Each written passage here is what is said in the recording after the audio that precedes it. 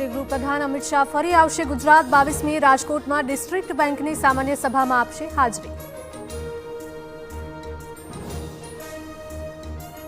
ગુજરાત હાઈકોર્ટને ચોથી વખત બોમ્બથી ઉડાવી દેવાની ધમકી। 2 વિવિધ ઈમેલ દ્વારા મળી ધમકી। સુરક્ષા એજન્સીઓની કોર્ટ પરિસરમાં સઘન તપાસ।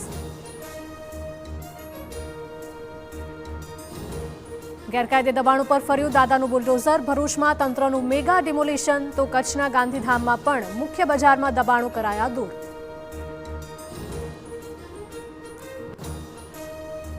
અમદાવાદમાં બિલ્ડર હિંમત રૂડાણીનો હત્યારો સકંજામાં। પૈસાની લેતી દેતી માટે હત્યારાઓને આપી હતી 1 કરોડ રૂપિયાની સોપારી। કોમર્શિયલ સાઇટનો વિવાદ કારણભૂત।